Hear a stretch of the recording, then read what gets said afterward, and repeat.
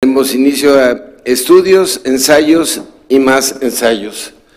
En primer lugar tiene la palabra José Luis Ibáñez, nuestro maestro de teatro, figura de profunda personalidad, simpatía, alegría y como sé que tienes que irte, toda la palabra es tuya. Muchas gracias. ¿Ya me oyen? Sí. Bueno, antes que nada, gracias por darme esta oportunidad de compartir con ustedes la conmemoración de Tomás.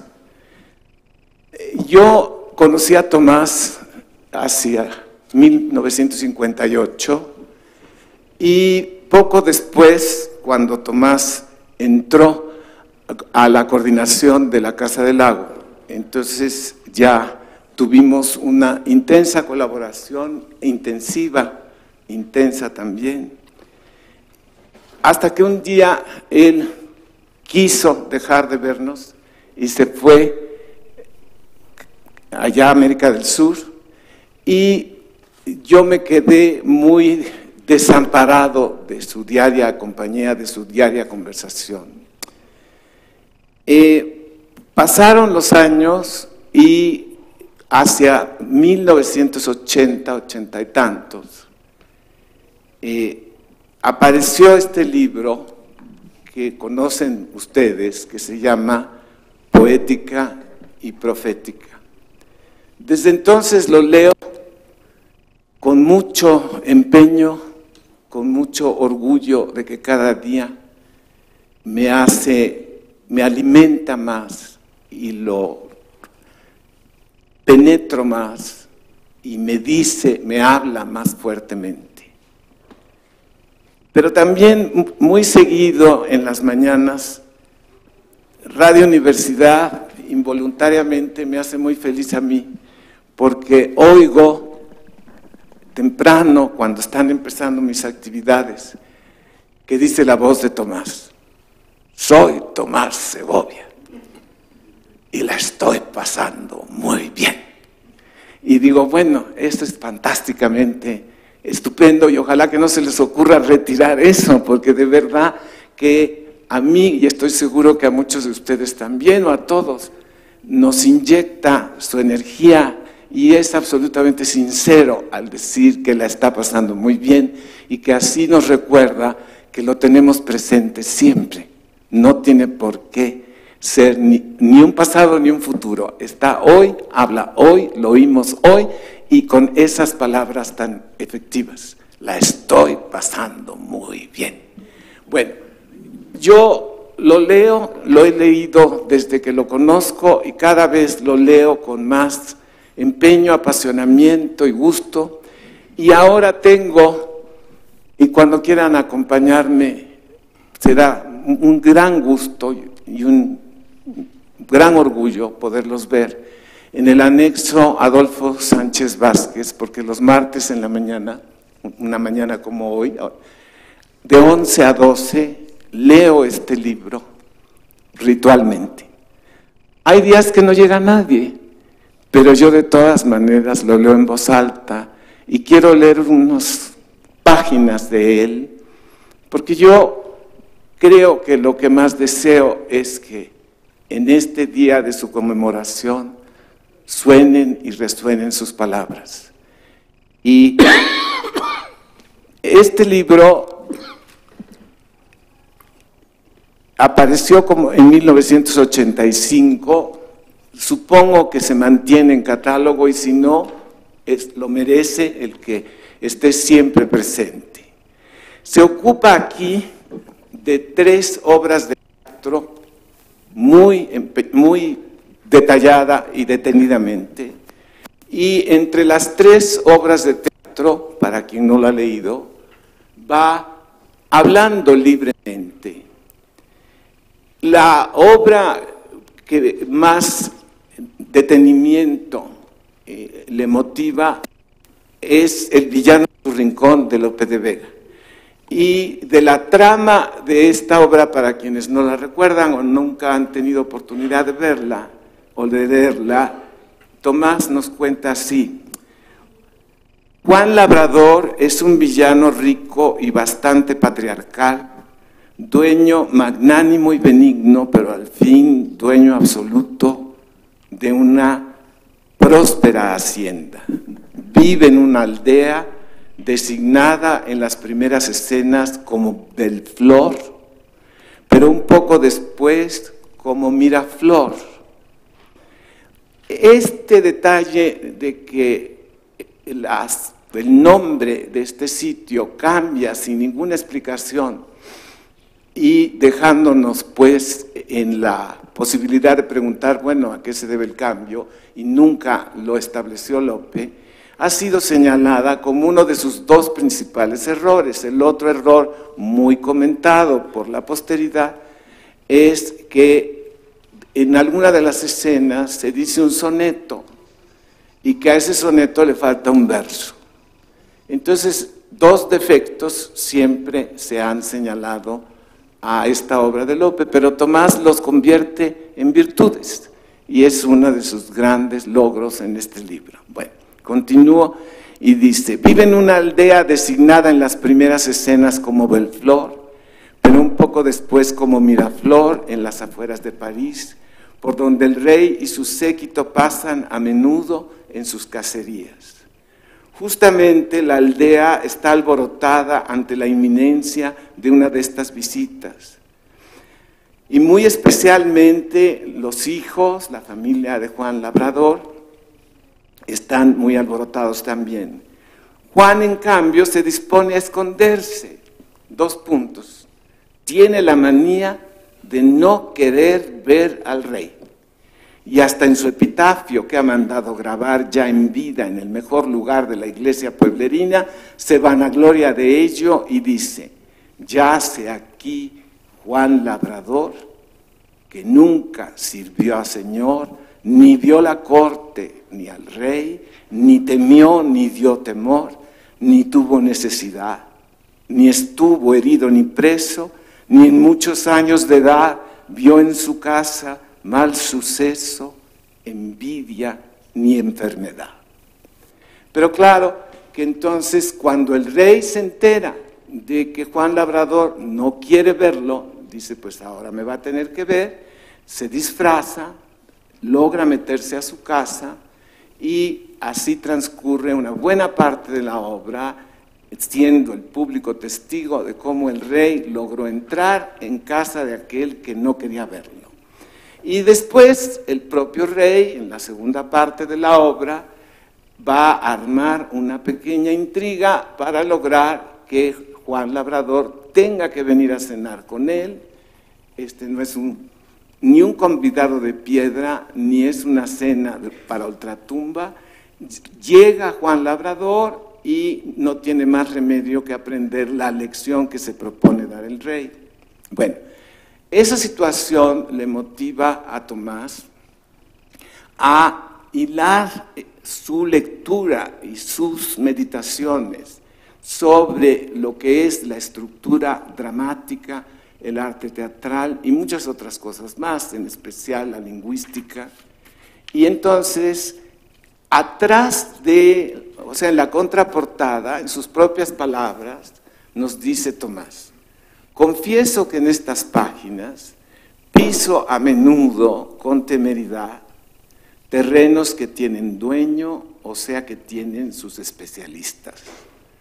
Aclaro que no discuto sus títulos de propiedad, sino únicamente la pretensión de que esos títulos dan el derecho de prohibir a otros el libre tránsito por esas tierras. Aspectos del pensamiento actual tan importantes como el marxismo, el evolucionismo, el freudismo o el estructuralismo, la física relativista o la genética molecular y tantos otros no pueden ser hoy coto exclusivo de los especialistas. El no especialista se mostraría bien ingenuo en aceptar esas barreras cuando es precisamente en él, en su actividad y en su vida, donde esas grandes ideas tienen más probabilidades de ejercer alguna influencia autoritaria, alguna tiranía o un chantaje. Y en las páginas finales del libro, yo he seleccionado unos párrafos, en realidad el último párrafo del libro, que dice: bastante hemos repetido a lo largo de este libro que nada sería mayor traición a las intenciones que presiden estas páginas que la tentativa de hacer una teoría lingüística en lugar de una vera efigie, porque lo que quisiéramos que la vera efigie tradujera fielmente es algo que está allá lejos, lejos en el fondo de los lenguajes, que la significación literal es solo un momento virtualmente, teóricamente, artificialmente detenido. Antes y después de ese momento, y también durante él, en sus intersticios y en sus fronteras, la significación no es nunca del todo literal. Es el relevo de las imágenes que sustituyen, pero sin tomar su lugar, a sus contenidos. Es la comunicación del sentido en figuras y símbolos que solo lo revelan traicionándolo, que lo deforman siempre dos veces, al cifrarlo y al descifrarlo, pero que a la vez solo ponen velos en la verdad porque es la única manera de dárnosla. La significación, entonces, no solo está siempre en lo que llamaré el tiempo historiante, para distinguirlo del tiempo historiado o historiable y de la historia del tiempo, sino que es su estructura la que lo constituye. Si hay sentido en la historia efectiva, es porque el sentido hace ya efectiva la historia, poniéndose como lo que hay que producir mediante un trabajo y un tiempo, y luego recobrar mediante otro trabajo y otro tiempo. Es porque el sentido no se presenta como contemporáneo de la imagen que lo comunica, sino anterior en cuanto que viene a nosotros y ulterior en cuanto tenemos que recuperarlo y vamos a él, por lo que hay ya una orientación historiante del tiempo desde el momento en que hay sentido. Y viceversa. Estamos una vez más en la circularidad irrebasable. La historia no empieza en ningún punto. El sentido está siempre ya empezado.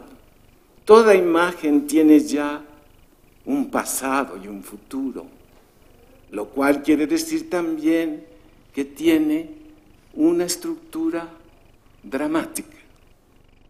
Tampoco las obras de teatro examinadas aquí empezaban en su primera página, ni su historia ni la historia empezaron con ellas.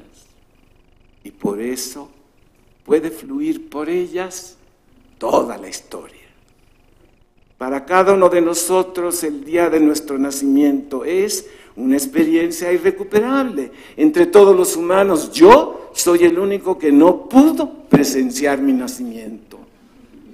Los demás me lo cuentan, pero yo nunca estuve antes y por consiguiente nunca podré ver algo, ni siquiera mi propia vida, desde fuera de mi vida.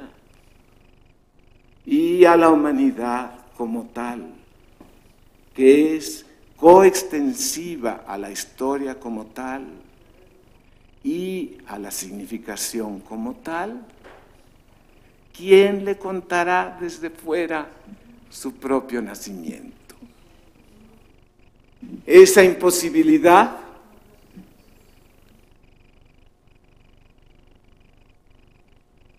las espero. ¿sí? Las espero con mucho gusto, ¿sí? Gracias. Y a la humanidad como tal, que es coextensiva a la historia como tal y a la significación como tal, ¿quién le contará desde fuera su propio nacimiento? Esa imposibilidad es la que hace que nuestra experiencia empiece en toda experiencia humana. Muchas gracias.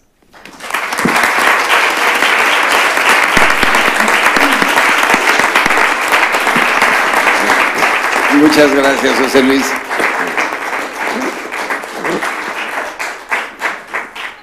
Continuamos ahora con otro buen amigo del centro, Ricardo Maldonado, quien es doctor en lingüística, que pertenece al Instituto de Investigaciones Filológicas de la UNAM y al Departamento de Posgrado en Lingüística en la Universidad Autónoma de Querétaro. Ricardo tiene como interés, pasión, amistad y debilidad la lingüística cognoscitiva. Y ahora nos vas a hablar de Tomás. Y de cognoscitiva también. No pierdo oportunidad. Y quiero sí iniciar con un agradecimiento. Normalmente empieza uno retóricamente dando las gracias por la invitación, pero en este caso me urgía llegar a homenajear a Tomás. Y solo improvisé unas líneas cuyo título es Requiem para un ronco pecho.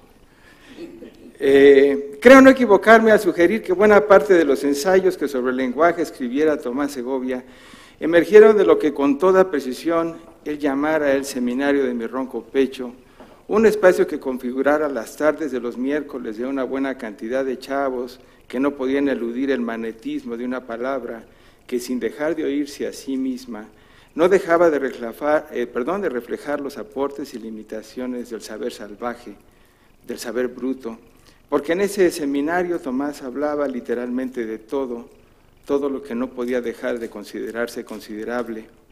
A la luz de las preocupaciones de Tomás emergían temas que iban configurando el perfil de ese zoológico, donde los viernes por la mañana se reunían los chavos de Luis Fernando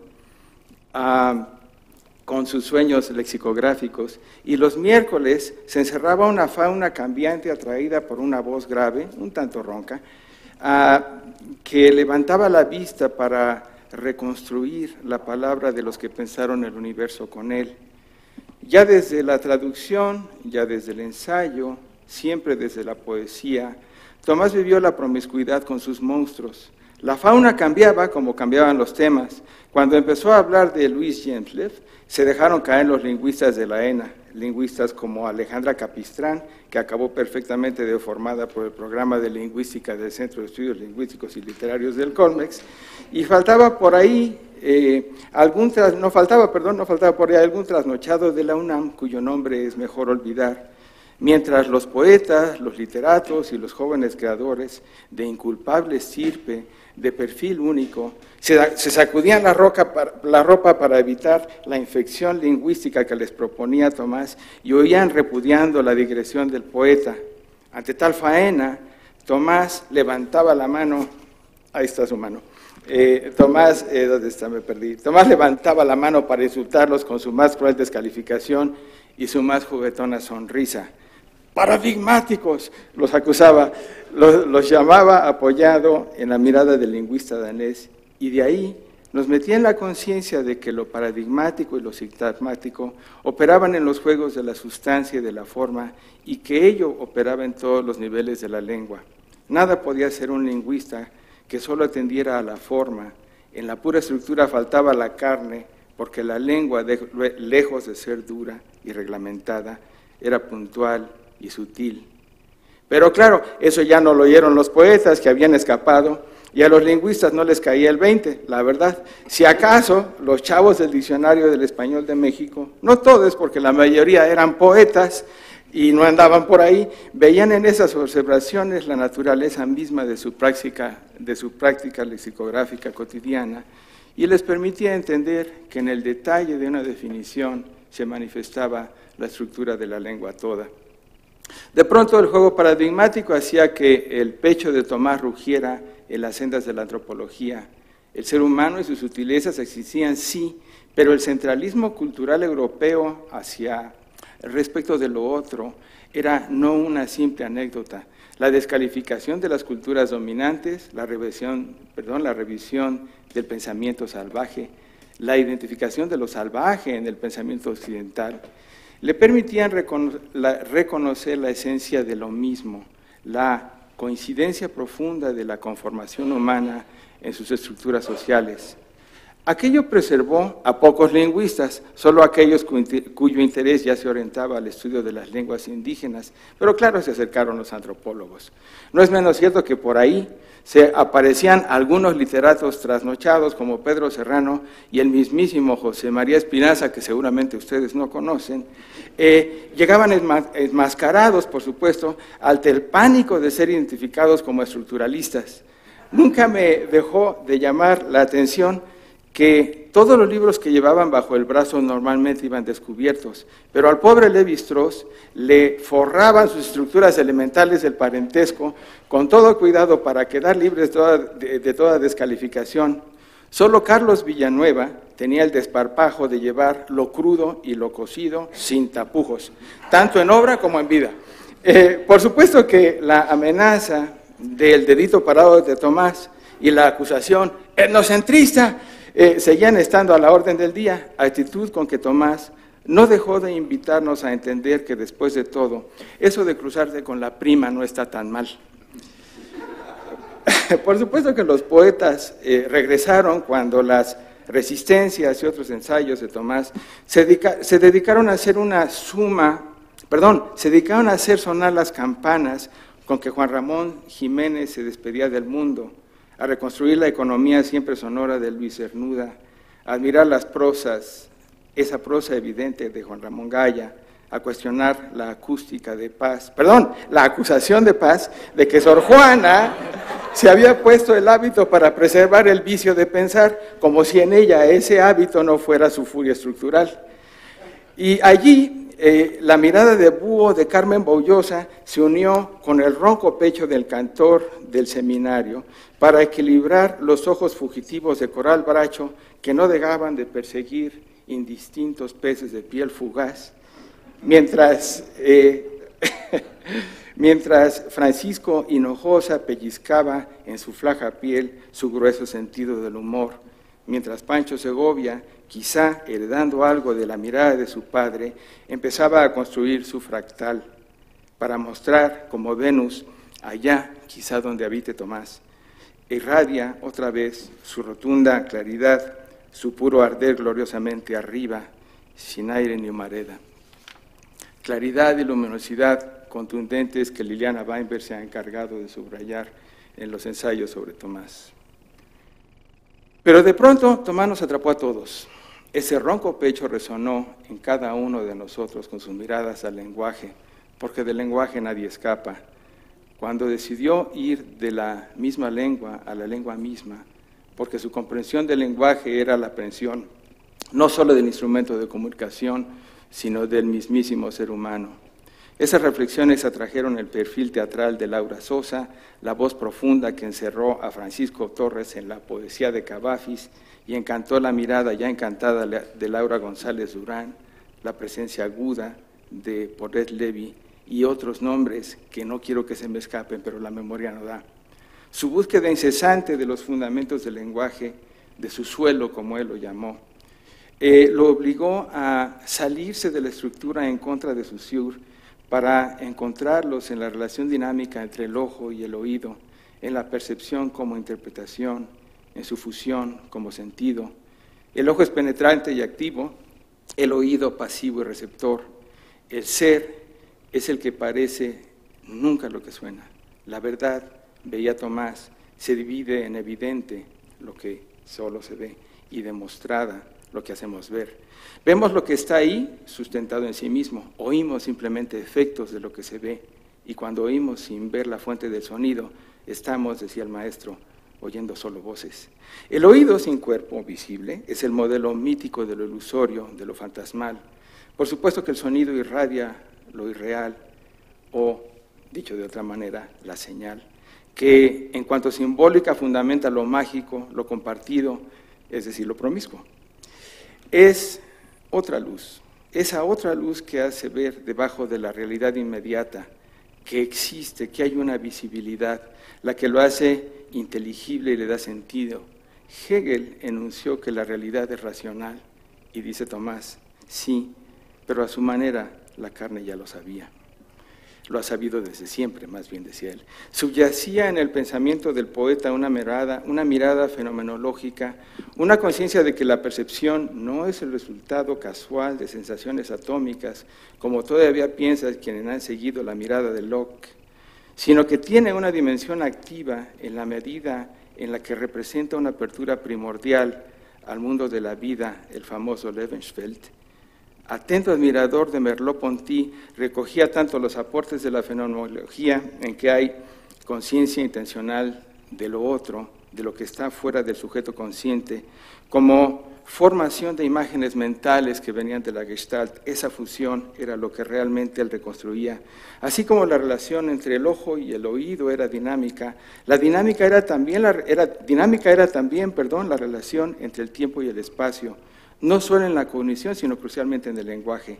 Nada había de erróneo en la vaguedad, en virtud de que el mundo no podía reducirse a la hora. Ese ahora, diríamos hoy, se da en la emisión. Lo demás sucede porque el lenguaje oral se arraiga en el espacio y en el tiempo. Afirmaba Tomás, cuando miramos, no nos parece que vemos la luz, sino la cosa misma. Cuando escuchamos tenemos clara la conciencia de oír el sonido, que no confundimos con la cosa. Pero primero se da la cosa, después su sonido. La paradoja, o mejor dicho, la magia, es que lo que se despliega es una sucesión temporal que existe en la memoria como simultaneidad. La duración de un poema o de una sinfonía, decía Tomás, pueden estar congeladas en unas páginas que se despliegan sucesivamente en la longitud del tiempo y el espacio. La conclusión del maestro era clarísima. Esos fenómenos que se proyectan en un tiempo virtual y en un espacio visual. Se llaman fenómenos de significación. Una manera asquerosamente lingüística de decir lo mismo es que la significación radica en la relación dinámica entre lo paradigmático y lo sintagmático. Ven ustedes, ya regresamos a Gentlev, con el tipo con el que arrancamos esta plática, con que él arrancaba su seminario del ronco pecho, pero que ahora esa mirada estaba ya enriquecida, llena de fenomenología, cargada de nuestros sentidos. Nuestros demostrativos, aunque los digamos, son visuales en su contenido, decía Tomás. Esa vaca es la que puedo ver y mostrar y señalar. Pero lo interesante es que eso que se ve no solo se ve con el ojo. A las corrientes actuales funcionales y cognitivas del análisis lingüístico les ha llevado más de 30 años empezar a responder a las demandas del hombre del ronco pecho para representar lo otro en el análisis lingüístico. Apenas ahora empezamos a tener una manera de entender que en los demostrativos no está solamente lo que se ve, sino que está la mirada consciente. De otra manera, no se podría explicar que una lengua se diera el lujo de tener dos demostrativos locativos de proximidad, como aquí y acá. ¿Para qué la repetición? Tomás lanzaría otro enigma para los lingüistas de hoy. Así como la rima asonante desbordaba los lindes de los paradigmas fonológicos, que por cierto se explica naturalmente ahora en la fonología cognoscitiva de corte silábico que ha venido desarrollando Boris Friedman, así la redundancia de los locativos pronominales rebasaría los de la morfología pura y dura. Las aproximaciones de corte cognoscitivo seguramente tuvieron que leer a Tomás, y con mucho cuidado, para darse cuenta de que además de la representación locativa, la de la hora, la del ojo lockiano, está en la lengua la presencia del hablante, es decir, la del oído, la de su mirada subjetiva. Así pues, lo que está aquí es lo observable, lo puntual, lo señalable. Lo que está acá es tan próximo que no alcanzamos a ubicarlo con claridad. Decimos que encontramos algo aquí, o incluso que nos duele aquí, en una parte del cuerpo que vemos objetivamente y que podemos señalar, como la vaca de Tomás. En textos escritos decimos los datos hasta aquí reunidos y no podemos decir los datos hasta acá reunidos. Y a los excesos de los diputados no hay más remedio que ponerles un hasta aquí, pero no un hasta acá. Por cerca que pueda estar, permanece en aquí una distancia que conceptualizamos como objetivos. En cambio acá le toca lo próximo, lo que se traduce como subjetivo, lo que, diría Tomás, nace en el oído. Decimos, venga para acá, pero no venga para aquí. Nada más se la encontré en 2 lugares a Carlos Fuentes, y como él no hablaba español, pues no hay problema. La expresión de un tiempo acá incorpora lo que ha vivido el hablante, incluso en el momento de la enunciación, cosa que no puede hacer de un tiempo para aquí. Si lo que quiero es molestar a Pancho Segovia, como lo hago cada vez que me invitan a hablar en el Colegio de México, bajo protesta, por supuesto, de algunos exquisitos, diría, Panchito quiere conchonita. Es decir, acá Pancho quiere conchonita. Y es también predecible que si estoy en una tienda, el empleado no diría, acá el doctor Maldonado quiere unos zapatos. Esa falta de respeto quedaría resuelta con un buen puñetazo. Finalmente, una misión como Tomás es un poeta muy acá, podría haber salido de la boca de alguno de los chavos del diccionario de entonces, pero nunca de los viejos de Tomás de ahora. Que nunca, pero nunca, nunca hemos dejado de admirarlo, tanto con el ojo como con el oído. Gracias.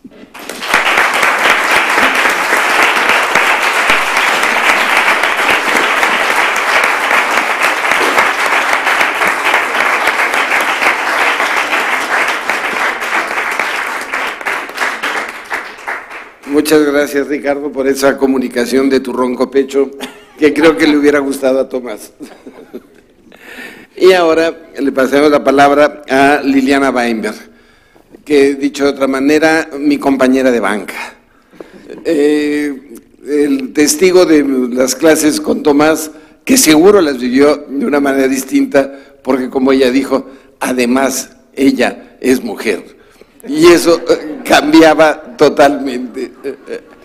Liliana, como yo, es doctora aquí del Colegio de México y actualmente es investigadora en la UNAM, en el Centro de Investigaciones sobre América Latina, y es una grandísima especialista en el ensayo. Liliana, es un placer estar contigo. Muchas gracias por esta invitación. Y bueno, provocada por los recuerdos de Aurelio, quiero empezar también recordando y compartiendo con ustedes 3 momentos de las clases de Tomás para que tengan un asomo de cómo nos daba que pensar, nos enseñaba a pensar. Recuerdo que en alguna clase llegó reflexionando sobre un cartel que había visto, se prohíbe fumar. Entonces preguntó, ¿quién prohíbe fumar? No es un decreto del Poder Ejecutivo, no es una orden judicial. ¿Quién prohíbe? Él se prohíbe fumar, y nos dio toda una larga plática al respecto. Recuerdo en otra oportunidad, Tomás llegó con una foto de National Geographic sobre Polinesia, y dijo, aquí está la prueba de lo que estoy pensando. Dijo, bueno, en esta lámina se veía un grupo humano rodeado por las calaveras de sus antepasados. Es decir, aquí está la prueba de que entre yo que hablo y tú que me escuchas, hay un tercero que es el garante de sentido. Los garantes de sentido son los muertos. Nos dejó también pensando filosóficamente con él. Y recuerdo también a Tomás en la UNAM, rodeado de abogados, hablando del sentido literal y el sentido metafórico de la delegación del poder, un tema que me persigue sobre todo en estos días. Tomás diciendo que son los poetas los únicos que podrían explicarles a los políticos que la delegación de poder no es literal, es metafórica y por lo tanto es reversible. No ha dejado de acompañarme este recuerdo de Tomás desde hace mucho tiempo. este maestro inobediente que nos hacía pensar y que a mí en lo particular me enseñó a pensar el ensayo, que es el tema al que me dedico actualmente.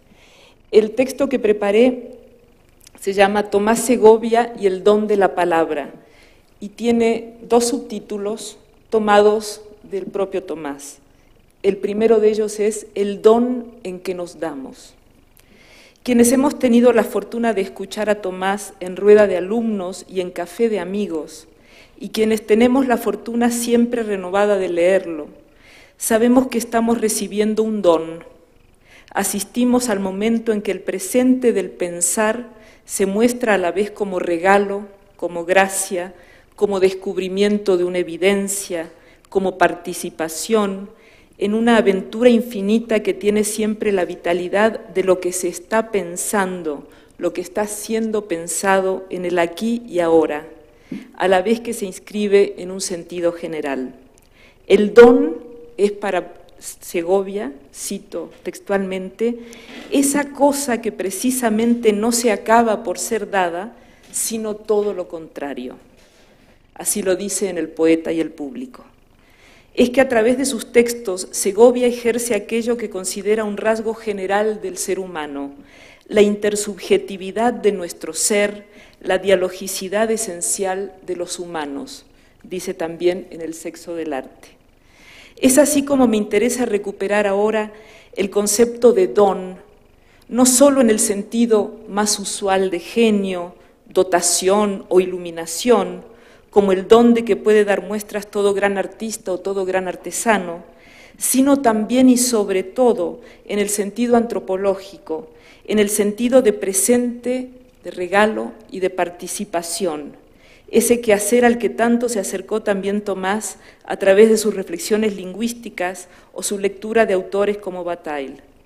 Pienso en ese ensayo clave de Marcel Mauss, el ensayo sobre el don, quien descubre el don como participación, como forma no económica de circulación de bienes, como forma simbólica del intercambio, que permite el ajuste de los vínculos sociales, precisamente como intercambio de sentido capaz de escapar de las redes del intercambio mercantil.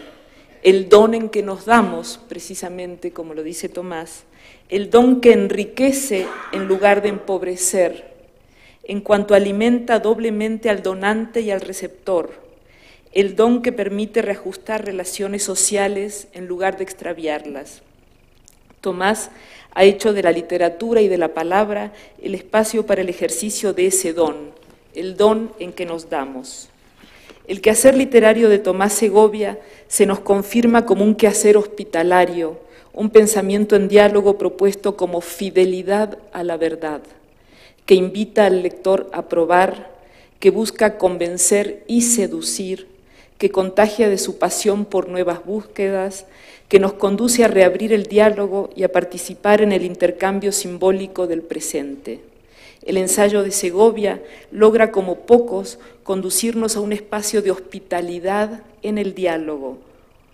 Se trata de aquello que él mismo llama solidaridad simbólica, ese guiño de buenos entendedores que se establece entre hablante y oyente, entre autor y lector, puede asociarse a la idea de don o presente en cuanto práctica de reciprocidad e intercambio simbólico basada en la dotación de valor y en la reactualización del sentido entre los miembros de una comunidad.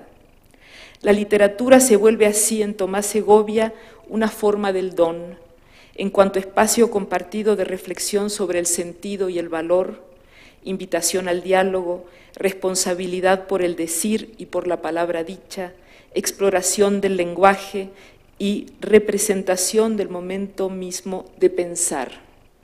A través del ensayo, nuestro autor se ha dedicado también a reflexionar sobre el trabajo del artista y el primor del artesano, sobre la creación literaria, sobre la traducción y la interpretación como zonas privilegiadas para pensar el sentido.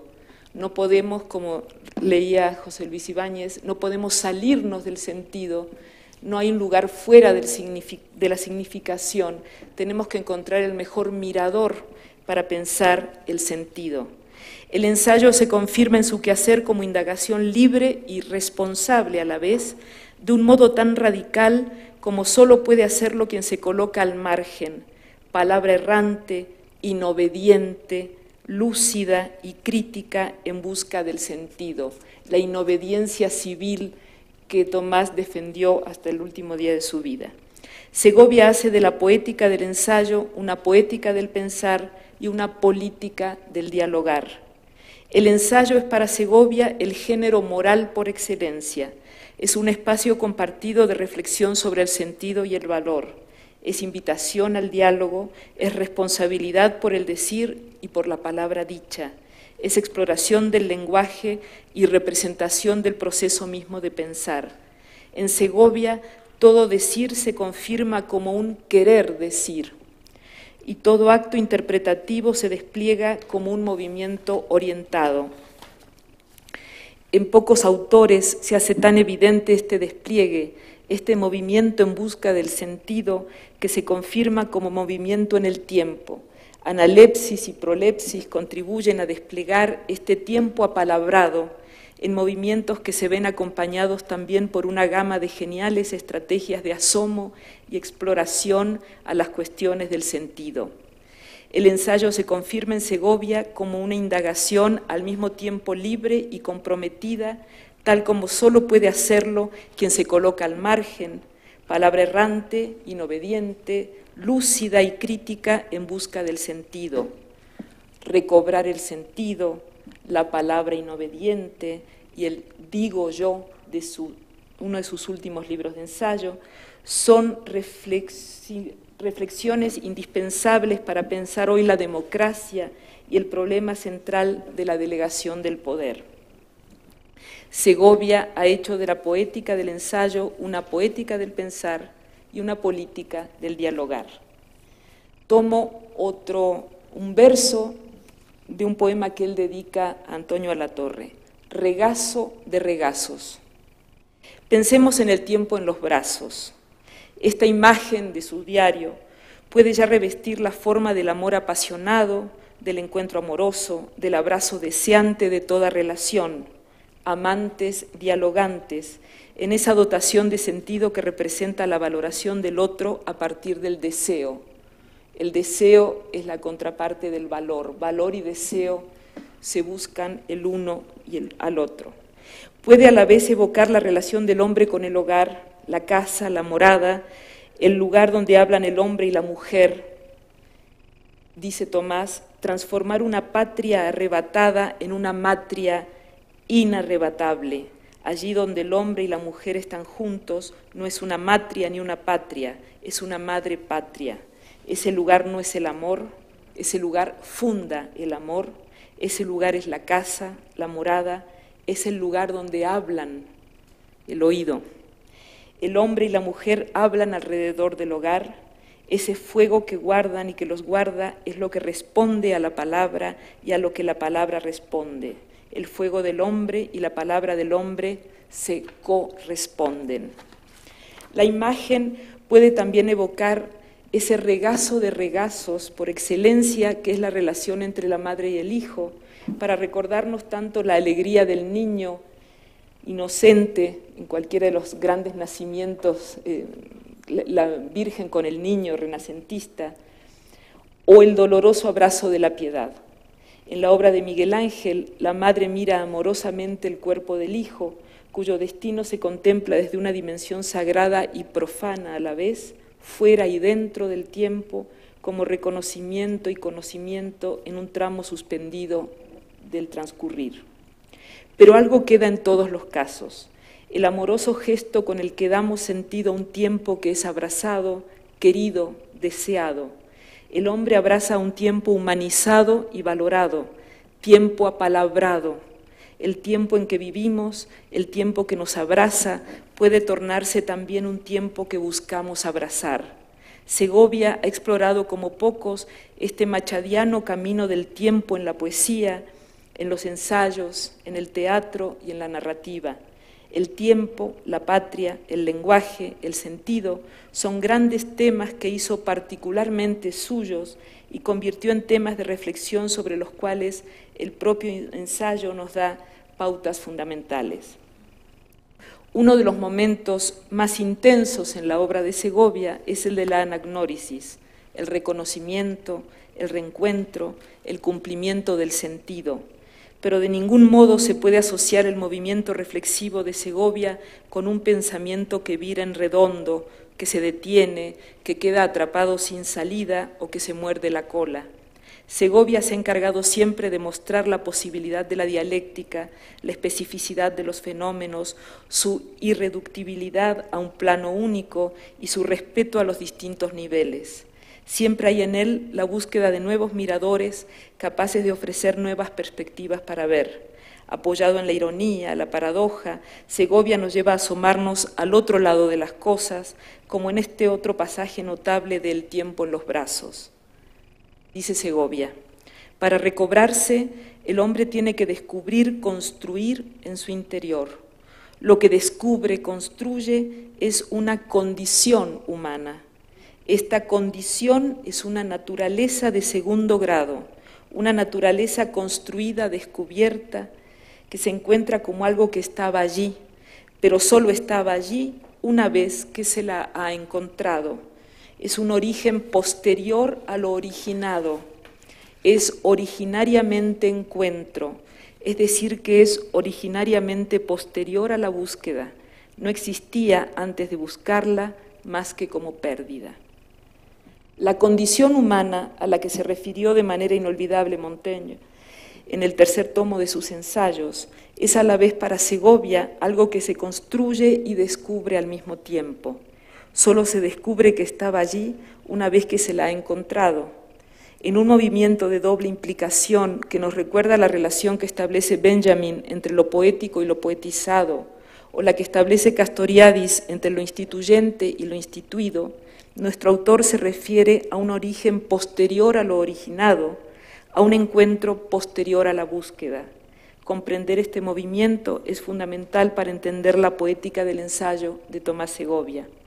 Pensador genial, a contracorriente de los lugares comunes y del mal de modernidad, Segovia ha dicho que en la reunión de sus ensayos, comillas, está implícita una fe en que el pensamiento, de cualquier clase que sea, a falta de otras justificaciones, se justificaría, casi sin saberlo ni quererlo, por su propio movimiento, en que la historia de unos pensamientos, como la historia del pensamiento, es en sí misma pensamiento.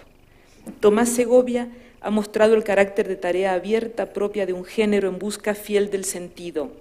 El ensayo propone una interpretación que parte de un determinado punto de vista y aspira siempre a ser preliminar y exploratorio como un viaje, nunca definitivo y clausurado como un dogma. Se trata de una alianza del lenguaje y el pensamiento, de un estar buscando el sentido que es un dotar y un dar sentido. Descubrir el sentido es al mismo tiempo darlo. Construir el sentido es conferirlo, en una dialéctica semejante a la que se establece entre valor y deseo. Este carácter preliminar de lo que se presenta no hace sino confirmarlo como tarea, como construcción histórica, como búsqueda responsable y libre del sentido, porque como dijo Tomás, la responsabilidad es la contraparte de la libertad. Por lo tanto, fidelidad al sentido. Muchas gracias.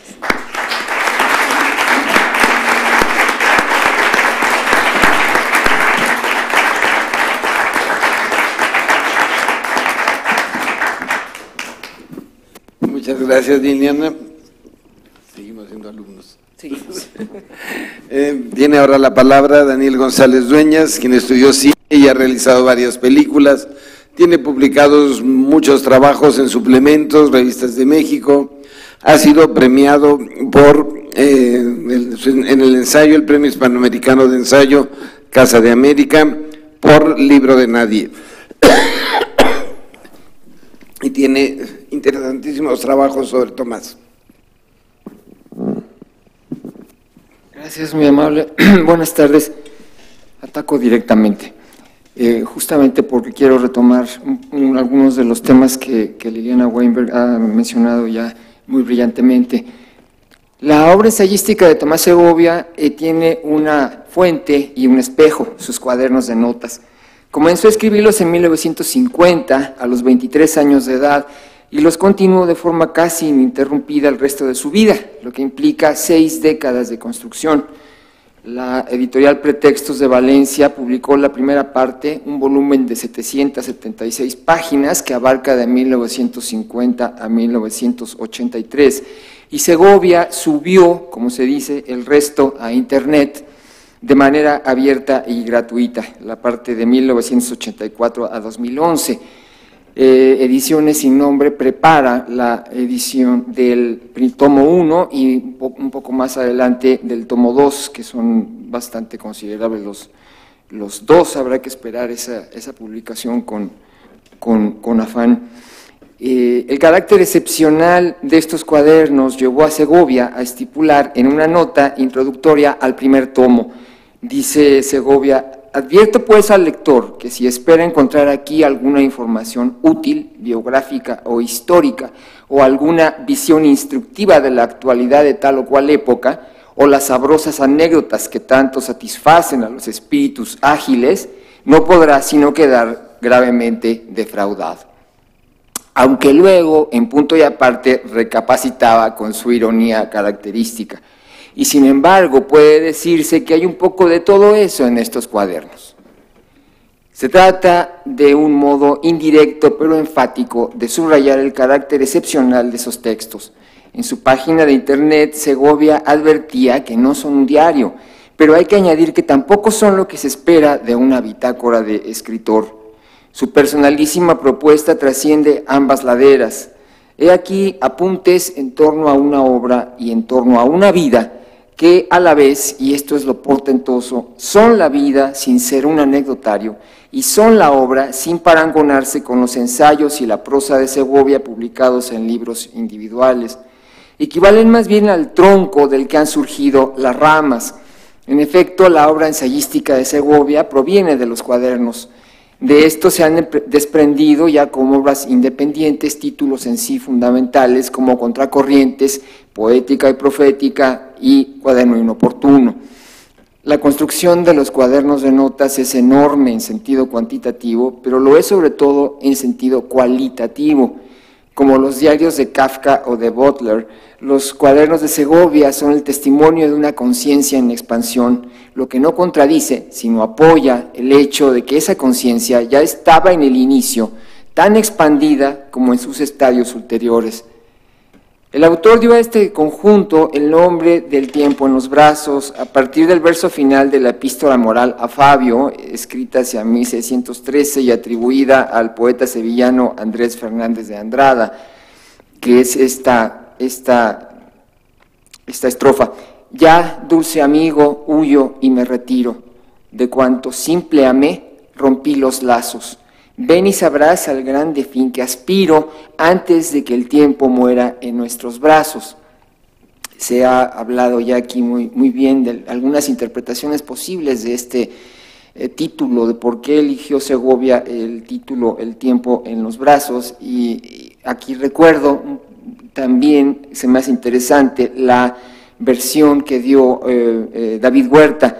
Yo también había pensado, al leer superficialmente el título y el verso, que se hablaba de una asociación con la Pietà, con el tema religioso tan imborrablemente representado por Miguel Ángel en la escultura en la que el crucificado yace en brazos de su madre. David Huerta me hizo ver que el sentido del verso, y quizá del título, porque es la interpretación que da David al hecho de haber llamado así Tomás a sus diarios, a sus cuadernos de notas, una imagen hay ahí más profunda y unitaria. No se trataría de un cuerpo ajeno, extramuros, que muere en brazos del poeta, sino del cuerpo mismo del poeta, intramuros. El tiempo no es abrazado como algo externo, sino que se reconoce un carácter casi diríase intravenoso. David Huerta hace una liga con el prólogo del Persiles, dictado por Cervantes en su lecho de muerte. Ahí Cervantes narra su encuentro con un estudiante que lo reconoce como autor del Quijote y que tras manifestarle una admiración un tanto tumultuosa, lleva la conversación al tema de la enfermedad del escritor, y Cervantes le dice: mi vida se va acabando, y al paso de las efeméridas de mis pulsos, que a más tardar acabarán su carrera este domingo, acabaré yo la de mi vida. La palabra efeméride, como ustedes muy bien saben, viene del griego efemeros, que significa que dura un solo día y de donde se deriva a sí mismo efímero. Alude tanto a un acontecimiento o su celebración, así la utilizaba Cicerón, como a la tabla que representa las posiciones de los astros en un momento determinado, o a sucesos como eclipses, tiempo sideral, fases de la luna, etc. Así la emplea Plinio el Viejo. La frase las efeméridas de mis pulsos encierra pues toda una cosmovisión. El pulso de la sangre cuenta efeméridas que son los grandes ciclos de la naturaleza. El microcosmo está en perfecta sincronía con el macrocosmo. El pulso de la sangre es el pulso de las constelaciones. El tiempo muere cuando se detienen los pulsos en las venas. Entonces, dentro de una de las posibles lecturas de este título, el título de los Cuadernos de Segovia bien podría ser entonces el pulso en los brazos, el ritmo del cosmos, que es, como él tanto dijo, tiempo orientado. De ahí justamente que la esencia de los cuadernos sea el ritmo como acto de suprema lealtad. Segovia lo explica así.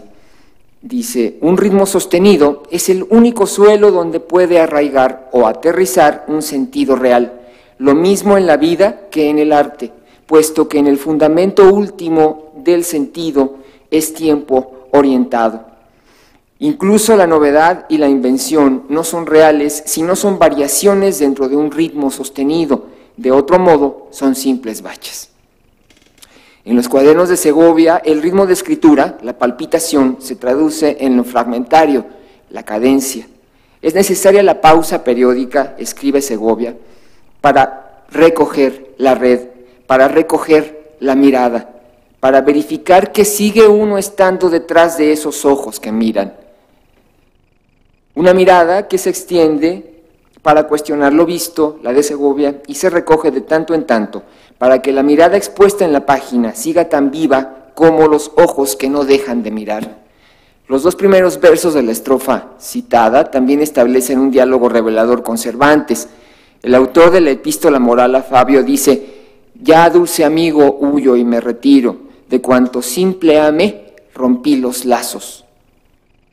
Cervantes, en el que sería su texto de despedida, el prólogo a los trabajos de Persiles y Segismunda, toma esa imagen de lazos o de hilos rotos y se concentra en el espacio sagrado, intemporal, simultáneo de la escritura, que es donde acaso volverán a unirse.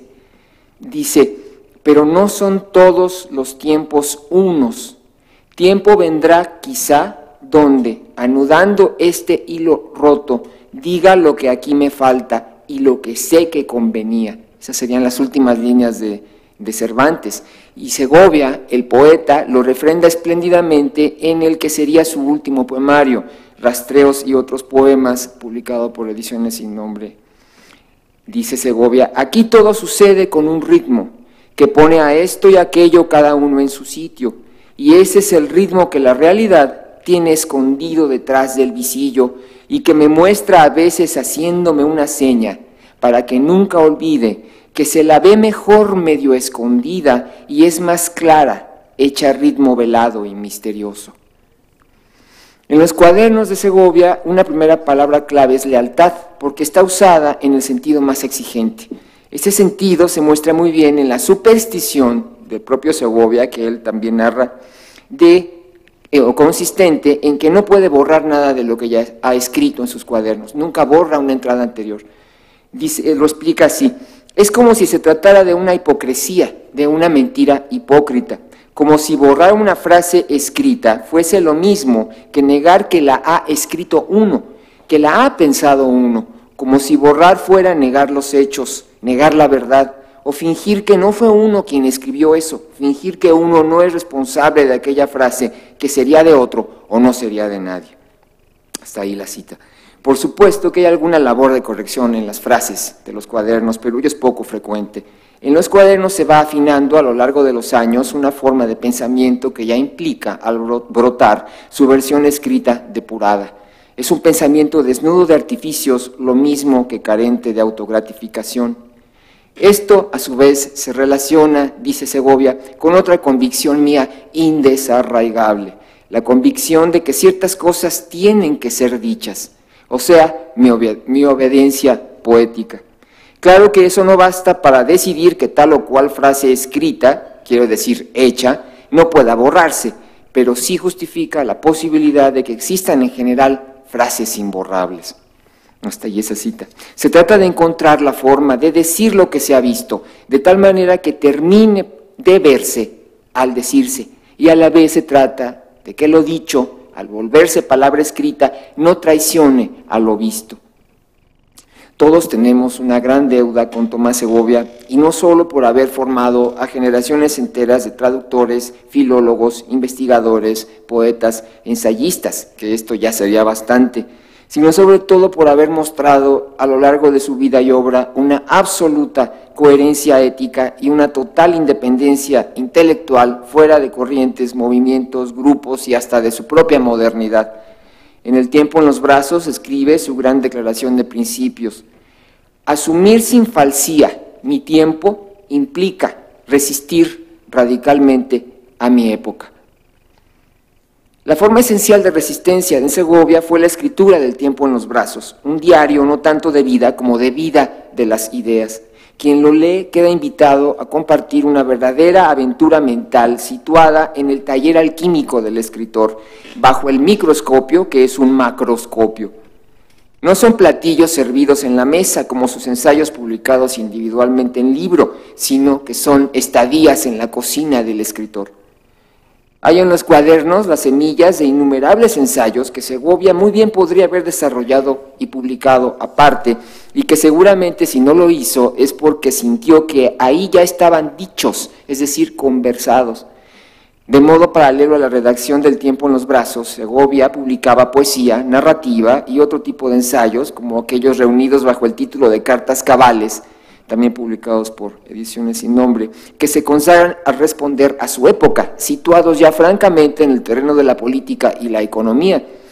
Esta diversidad de cauces permite que en los cuadernos se registre el pensamiento puro, no una sucesión de ideas, sino un arte de pensar, y como tal no hay libro que se le parezca. En esa arte poética, en ese vasto tapiz tejido a lo largo de las décadas con precisión y disciplina, Segovia avanza a saltos en el análisis de los temas que lo obsesionan, siempre inabarcables, siempre enigmáticos. A veces examina algún nivel de uno de ellos a partir de determinado estímulo, luego, meses más tarde, desglosa otro nivel de ese mismo tema movido por un pretexto diferente. Al mismo tiempo, los temas desglosados se entrecruzan, iluminándose unos a otros. En un tercer nivel, la reflexión se mueve una y otra vez a saltos en diversos territorios del conocimiento, de la lingüística a la filosofía, de la política y la economía a la sociología y la antropología. El salto no es solo un recurso para evitar los estancamientos, sino una forma de supeditar todos estos territorios a la única mirada a la que Segovia reverencia, que es la mirada de la poesía. A quien se oye hablar aquí es a un poeta que por un lado lamenta el desorden de sus lecturas y por otro lo celebra, puesto que es ese desorden el que lo ha formado. El orden sistemático de las lecturas nos haría oír no a un poeta, sino a un especialista, cuando es justamente acerca de las predaciones del especialismo que Segovia nos advierte. Dice él, yo no leo filosofía para explicarla o compendiarla, sino para usar lo que en ella me sirva para aclararme las cosas. La voz que surge de los cuadernos es la de un poeta que contempla su propia mirada sobre el mundo sin confundirla con el mundo. Voz y mirada son pensamiento que toma lo que le sirve para aclarar, que significa aclararse y que significa aclararnos. Las efemérides de los pulsos del poeta se sincronizan con los pulsos del lector. El tiempo cotidiano se sincroniza con el tiempo sideral sin que haya referencia a ningún iluminismo, a ninguna trascendencia fuera del acto de mirar. No hay aquí sino la fe del incrédulo, el arte de un hombre apostado en su pensamiento. De ahí que un solo pulso y una sola efeméride conforman el ritmo insobornable de la escritura a lo largo de 6 décadas, que son la efeméride de un solo instante fulgural. En cierto modo sería un error decir que el pensamiento de Segovia es laberíntico, porque con ello se implica la imagen de un extravío, suyo y nuestro. Sería en efecto una descripción demasiado simple, que sin embargo debe conservarse en cierto modo, puesto que sólo así cae en buen lugar una calificación menos errónea. El pensamiento de Segovia no es laberíntico, sino que es un laberinto, y no para extraviarse, sino para encontrarse. Ese laberinto no es una construcción, sino un entramado, el que hacen las nociones fundamentales en torno a las cuales se teje su reflexión, sentido, verdad, valor, tiempo, deseo. Y es así que ese modo de asumir sin falsía su tiempo y de resistir radicalmente a su época implica ir delineando gota a gota un arte de pensar, y no para encerrarse en una torre de marfil, sino para compartir las claves, los sistemas y las estrategias de ese arte. Escribe Segovia: en las polémicas de mi juventud me parece que entendía perfectamente a mis adversarios. Quiere decir que veía, o creía ver, lo que pensaban, porque para empezar creía que ellos sabían lo que pensaban. Los de ahora tengo la impresión de que no saben lo que piensan. Es prácticamente imposible tener razón contra alguien que no conoce su razón, y que jamás podrá, por consiguiente, conocer la nuestra. Y esto, hasta ahí esa cita, y esto se debe a un hecho fundamental, y lo vuelvo a citar, dice Segovia: casi todo lo que se discute en esta época me parece absolutamente sin importancia e incluso nocivo, porque distrae e impide ver las categorías, mientras que lo verdaderamente importante la época no lo discute porque sencillamente no lo percibe. Luego de leer a Segovia, es inevitable darse cuenta de que hemos confabulado de una u otra manera con el único y superficial nivel en que se mueve todo en la sociedad y la cultura. Por eso es de envidiar la suerte de quienes lo leen a temprana edad, y de ahí la indignación que provoca el hecho de que sus ensayos no se lean y estudien de entrada en cualquier educación preparatoria. En los cuadernos puede encontrarse no solo la personalísima y salvadora declaración de principios, sino los principios de una salvación abierta a quien la necesite, dice Segovia en esta declaración de principios. Buscar siempre los ojos a la vida. Ser siempre ese ser libre, abierto, disponible, que mira todo en torno asintiendo a la existencia de lo que existe, sosteniendo en la luz de la mirada el despliegue de lo que vive, el curso de lo que quiere perdurar, mimando a lo real. Esa figura vuelve a estremecerme, vuelvo a exigirme eso. Eso es ser fiel a lo natal. Lo natal no es lo que la mirada originaria e incondicional mira, lo natal es esa mirada. No somos nativos de un lugar, sino de un mirar. A fin de cuentas, los cuadernos son la búsqueda de recuperar y salvaguardar una cierta forma de escribir y de leer el mundo que Segovia ve en trance de perderse cada vez más. Por eso es tan rica su lectura. De ahí lo que llama su eterna fidelidad a los cuadernos. Dice: porque es el lugar que me parece amenazado, es a la vez un lugar desde donde se escribe, desde donde se lee, desde donde se dialoga cuando se logra la sintonía, y en el que me he recogido siempre para dialogar con la vida, buscando siempre sintonizar.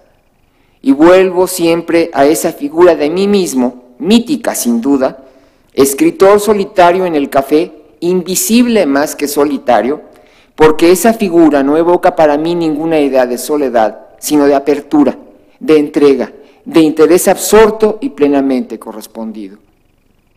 El inveterado gusto de Segovia por escribir en cafés queda bien explicado en los cuadernos. En primer lugar, le gustaban los cafés porque esos sitios le permitían recuperar, dice, la vieja época, la época de mis largas horas de escritura y ensoñación en los cafés, de lo que yo llamaba entonces vivir con secreto, el secreto amorío con la vida. Escribir en cafés para Segovia, además de una cierta liturgia y una cierta erótica, era un obligarse a pensar en el sentido de un entrenamiento sostenido, una diaria autoimposición de rounds de sombra, una cada vez más exigente sistematización de las formas de analizar, de desglosar, de decantar. El autor de los cuadernos desecha de entrada los elementos usuales en los diarios de escritor, la divagación más o menos gratuita, el gusto por las libres asociaciones y sobre todo la autogratificación. El tiempo en los brazos no es un desahogo ni un refugio, aunque a veces de manera indirecta contenga una u otra cosa. Es un ejercicio personalísimo, pero a la vez en estado de diálogo. Segovia nos vuelve sus interlocutores, lo que significa enseñarnos a resistir radicalmente lo oscuro de nuestra época.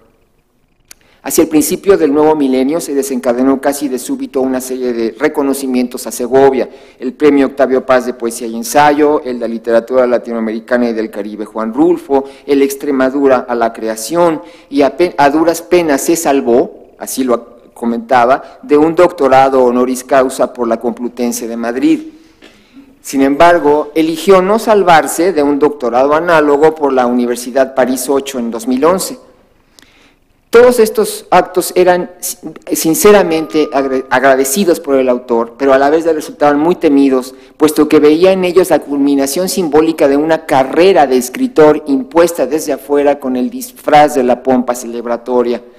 En su cuaderno de 2005 reclama: necesitaría menos aplauso y más atención. Sobre todo en esta época, el café es un punto de reunión y de reconciliación.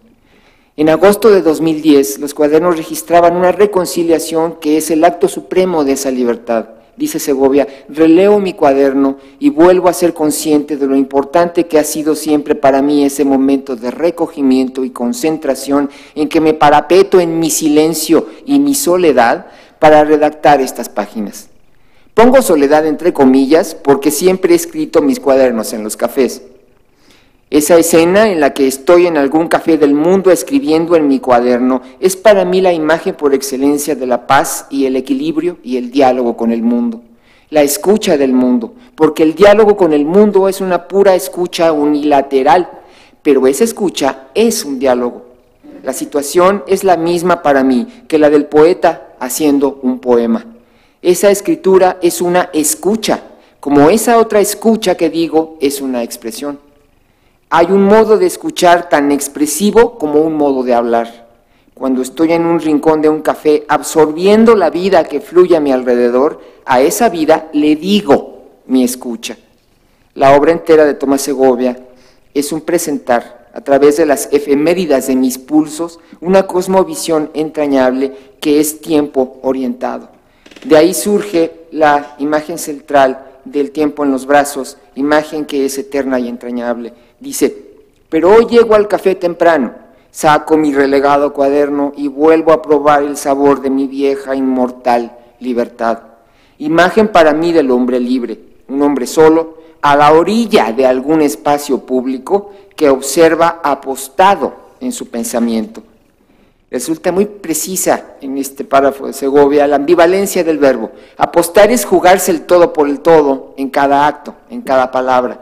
Apostarse corresponde a elegir un sitio propicio desde donde ver con mayor claridad, a veces para presentar batalla, por lo general para simple y sencillamente presentar. La imagen resulta entrañable por el doble sentido de apostar. El hombre se retira a su pensamiento como el cazador que espera a la presa, pero la presa es él mismo. A la vez, ese hombre se apuesta a sí mismo como el jugador que arriesga el todo por el todo en la jugada. La invitación hoy, aquí, en este homenaje, es apostarse en el pensamiento de Segovia, continuar la postura y la apuesta, leerlo, confabular con las efemérides del pulso de su obra, que amorosamente se sincronizó con el pulso mismo del mundo. Gracias.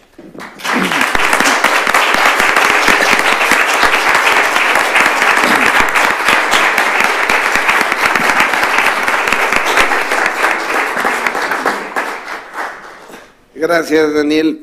Para cerrar esta mesa tenemos a Luis Fernando Lara, nuestro querido colega del centro, director del proyecto del Diccionario del Español, quien ha recibido sin número de distinciones académicas de todos los niveles. Gracias, Luis Fernando. Muchas gracias. Deben estar muertos de hambre igual que yo. Conforme los estudiosos de la literatura, los lingüistas y los filósofos se han venido sometiendo a una cientificidad definida y delimitada por las ciencias naturales y a las evaluaciones burocráticas de su trabajo, parece haberse vuelto imposible tomar en cuenta y aprender de autores cuya vigencia es permanente y no reivindican para sí mismos la autoridad de un título, de una revista o de un índice cuantitativo de citas, sino que meditan con absoluta libertad la característica definitoria de lo humano, el lenguaje.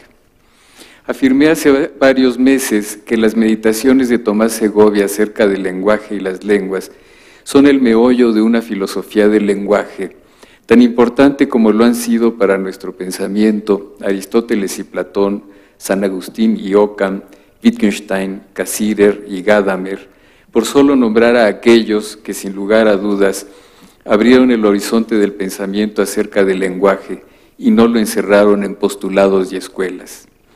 Pensar el lenguaje no ha sido fácil a lo largo de la historia de la humanidad, al menos de la historia de Occidente, en cuanto supone la necesidad de un extrañamiento de las propias lenguas que haga inteligible el lenguaje desde el mismo lenguaje y con las mismas lenguas. Situarse en el pensamiento del lenguaje como lo hacía Tomás Segovia sin dejar de utilizarlo. Creo también que su filosofía del lenguaje se nutrió de tres fuentes principales. Ante todo, de la experiencia introspectiva de su propia poesía. Después de su lectura permanente de las obras filosóficas antiguas y modernas y de su profundo análisis de la obra de Louis Hjelmslev. Sin duda el estructuralista más radical y quien al comienzo de su vida creía que era posible, como lo deseaba Saussure, un álgebra del lenguaje, encontró en su radicalidad un pensamiento acerca del signo lingüístico, la significación y el sentido, a partir del cual se concretan las concepciones que nos dejó en herencia Tomás Segovia. Insisto en lo que a mi juicio es la principal característica de su filosofía del lenguaje: situarse en el pensamiento acerca del lenguaje sin dejar de ejercerlo. Dicho a la manera de la lingüística, hablar del lenguaje desde él mismo y no desde un metalenguaje, para escándalo de los Carnap, Tarski y sus sucesores. Se dice con facilidad, pero al decirlo se enfrenta uno a toda la lógica moderna y a la seguridad que ha dado la noción tarskiana del metalenguaje a los lingüistas, que encuentran en ella una manera, la manera, de no poner en riesgo su necesaria objetividad cuando se enfrentan a hechos de lengua. Extrañarse, enajenarse para siempre de las lenguas, al punto de no conocerlas en su complejidad semántica, sino apenas describirlas. En el quinto poema del Cuaderno del Nómada, escribió Tomás: ¿qué podrá evocar el nómada que no sea desnudez y no esté a la intemperie? La fuerza que ha abrazado es tener siempre sus casas recorridas por el viento, su lecho siempre en alta mar, su corazón distante siempre entre lluvias y neblinas, y sin partidas en una sucesión interminable de llegadas, pues ha visto en el río de los días que ninguna jornada pudo ser la primera, y sabe que no existe para él reposo, que todo descanso apoya sobre alguna raíz su peso. Nacido en los caminos, su destello es saber que todos han venido sin saberlo de otro sitio, que donde ponen su origen es allá en donde empieza su ignorancia, que se hermanan de otro modo que el que creen. Su tiniebla, el terror de no sembrar por fin en la tierra sus huesos. El nómada, un símbolo de sí mismo, quien a la vez que yerra por los caminos, yerra por el pensamiento y yerra por el lenguaje.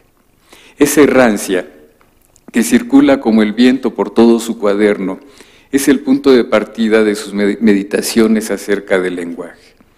En La palabra inobediente, publicada en Recobrar el sentido, se explica: el lenguaje que me corresponde como poeta no es el lenguaje específico de la poesía, sino este lenguaje errante e inobediente, porque a la poesía, aunque use otros niveles de lenguajes controlados e instituidos, y claro está que los usa, le bastaría con ese nivel para hacer poesía. Pues, la poesía es el lenguaje mismo, por lo menos en un sentido reconocible, en el de que no tiene ninguna otra autoridad ni ningún otro poder. Ese es el lenguaje siempre anterior, pero siempre errante, no atado a controles ni instituido, el que le permite pensarlo.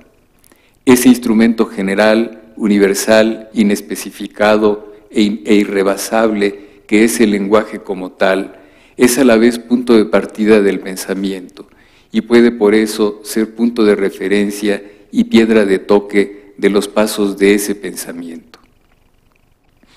El lenguaje se nos ofrece como un punto de partida de lo humano. No hay ser humano y no hay humanidad sin un lenguaje que los funde.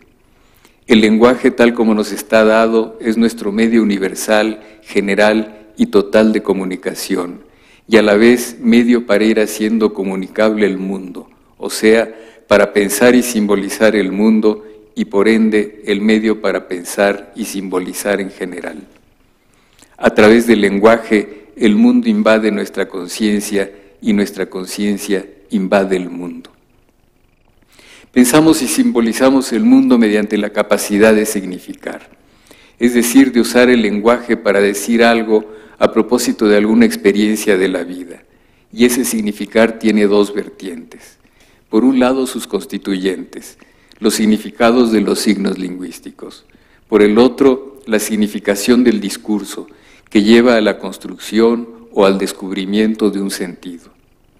Decía antes que la fuente principal y concreta para su concepción del lenguaje fue la obra de Hjelmslev. Hjelmslev fue quien supo sacar las conclusiones importantes de una primigenia teoría del signo de Saussure.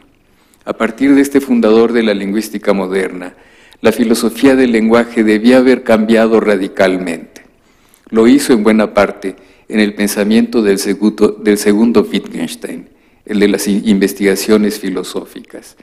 Pues a diferencia de toda la tradición filosófica de pensamiento acerca del lenguaje, que nunca dejó de situarlo como mero instrumento para nombrar objetos del mundo y para establecer la verdad del conocimiento manifiesto mediante el lenguaje, Saussure y sobre todo Hjelmslev liberaron el pensamiento sobre el signo lingüístico de la rigidez logicista de la designación, para pasar a definirlo en su propia naturaleza como signo mediatamente relacionado con la experiencia del mundo, con sus referentes, y formado por un plano del significante que dejaba de ser exclusivamente su fonética y un plano del significado que dejaba de ser su concepto, o peor, su propio referente.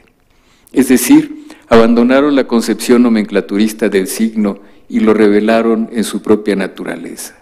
Esto lo daba por sentado Tomás Segovia. Yo lo explico para poder situar lo que verdaderamente le interesaba, la significación y el sentido.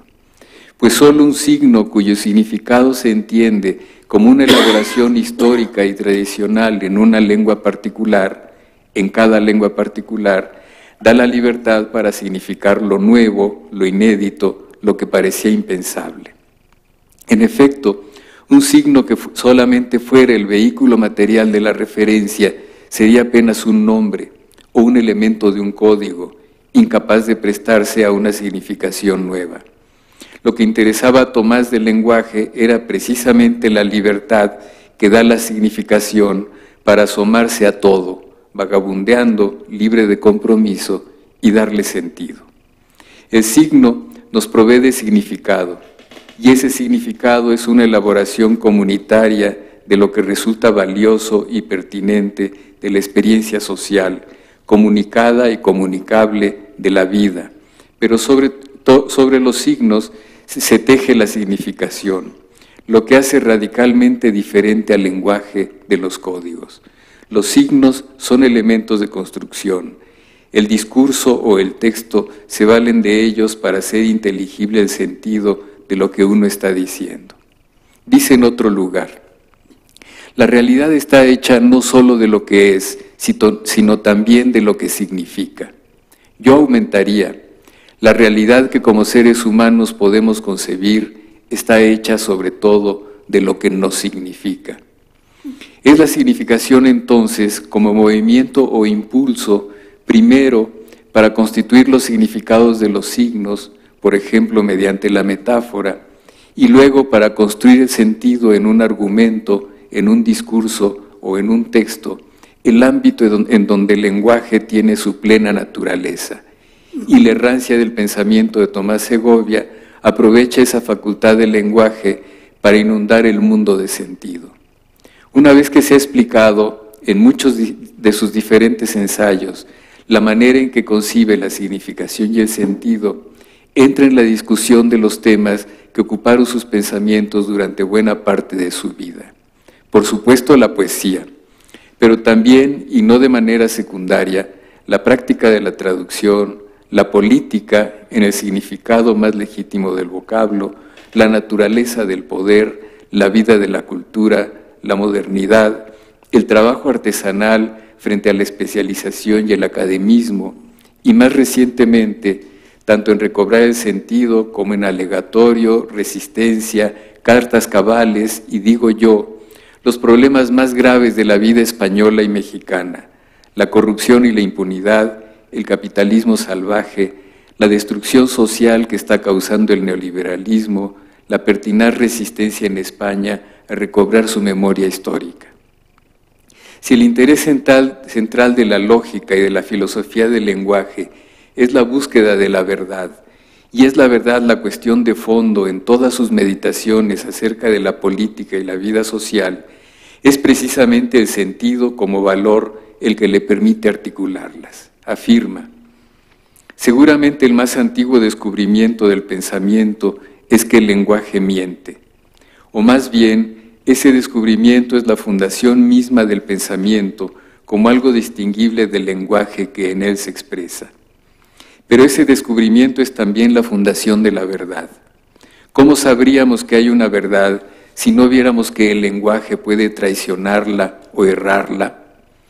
Es la traición o el fracaso del lenguaje lo que nos muestra que el lenguaje busca la verdad y a la vez, por supuesto, que no la posee. Aquí empieza una ambigüedad que condiciona el despliegue entero del lenguaje, o sea, el despliegue de la historia. El lenguaje da sentido al mundo buscando la verdad, pero sigue siendo creación de sentido cuando la traiciona o yerra. El sentido se justifica en la verdad, pero no se funda en ella. Dicho de otra manera, la historia no puede autorizarse sino en la verdad y en la búsqueda de su instauración completa. Pero es evidente que no consiste solo en esa verdad, ni busca solo esa instauración. De ahí que lo más característico del sentido, lo que más claramente lo distingue de lo cognoscible en sentido estricto, es que no es autónomo respecto del valor. Entre el sentido y el valor hay una relación solidaria. La significación y el valor son originalmente solidarios. Nada significaría si nada valiera y nada valdría si nada significara. Es admirable el modo en que llegó, desde sus meditaciones acerca del lenguaje, a articular la relación entre el significar y el sentido con el pensamiento acerca de los valores. De la misma lengua, dice: yo sigo pensando que el gran problema de este siglo, y sin duda del que viene, es la relación entre el mundo del conocimiento, con todo el poder y el dominio que da su aplicación, y el mundo del valor, de lo moral, de lo deseable, que también puede llamarse el mundo del sentido. En una página de las más memorables de su Recobrar el sentido nos dice: puede tener sentido decir, por ejemplo, que lo contrario de la mentira es la verdad, pero lo contrario de la verdad no es solo la mentira, es también la falsedad y la falsía, la estupidez, la traición, la maldad, tal vez la injusticia, tal vez la fealdad. Porque la verdad está tan trabada con la vida del sentido que no puede destramarse enteramente de los otros aspectos de lo que tiene sentido. ¿Cómo negar que hay alguna misteriosa solidaridad entre estas tres nociones polares: la verdad, el bien, la belleza? Por ese camino se enderezan sus críticas, que más que señalar los errores, la maldad o la estupidez del poder, la economía neoliberal, la corrupción o la impunidad buscan hacernos conscientes de los graves peligros que viven nuestras sociedades, cada día más descompuestas y sometidas a poderes que no tienen límites para sojuzgar a los seres humanos y conducirlos a la destrucción. El 8 de julio de 2011, 4 meses antes de morir, difundió en su blog el siguiente pequeño texto correspondiente a sus notas tituladas El tiempo en los brazos. Hasta hace poco, todas las imágenes de la historia moderna de Occidente tenían un aire de familia. De Marx a Benedetto Croce, todo el mundo compartía por lo menos la impresión de cierta orientación de esa historia, un camino que a través de las dificultades, luchas, retrocesos y traspiés avanzaba, sin embargo, hacia cada vez más coherencia y lucidez. Puede enfocarse esto como una cuestión de legitimidad. El balance en última instancia positivo del progreso justificaba la historia. Incluso los marxistas más dogmáticos admitían, ventajas de la dialéctica, que aunque el capitalismo burgués era ilegítimo, su advenimiento como momento dialéctico era tan legítimo como la historia misma en su conjunto. En todo caso, el escollo del marxismo real, como la historia acabó por mostrar, era la tentación totalitaria. Finalmente, la historia dio la palma a la democracia y nadie pudo ya dudar de que sin democracia no hay justicia posible. De modo que, abreviando muchísimo, podemos decir que hasta hace poco todo el mundo pensaba que el camino de la democracia era un buen camino. Muchos exdogmáticos empezaron a pensar que el lado bueno del marxismo fue que históricamente acabó por contribuir a las conquistas de la sociedad del bienestar, hija radiante del capitalismo y la revolución, ambos con rostro humano. Ahora, si en el proyecto de la sociedad del bienestar o democracia social, la democracia y el socialismo, el capitalismo y la revolución podían celebrar unas bodas pacíficas y razonables, era bajo la égida de cierta legitimidad. En ese proyecto o ese modelo de sociedad está implícito que es legítimo el beneficio, pero no cualquier beneficio. Aunque esa ideología no era explícita, puesto que era una ideología, el comportamiento de los partidos, los gobiernos y los programas muestra que se daba por sentado que el beneficio tenía un límite, que era el bien social. Lo que sucedió a fines del siglo XX con la ideología de los neocon, de Nelson Friedman y del FMI, con las políticas de Reagan y Thatcher y la cobardía de Europa, es que el beneficio dejó de tener un límite. Desde entonces el beneficio no necesita legitimarse o es lo único legítimo y su legitimidad es absoluta. Eso significa la sumisión de los estados al mercado. La globalización podría o debería consistir en que por encima de los estados está la comunidad de los estados. En la realidad consiste en que por encima de los estados está lo que no obedece a los estados, el beneficio sin ley, la especulación. En estos días, en la situación en que se encuentra el mundo y México en particular, Tomás Segovia está más presente que nunca. Muchas gracias.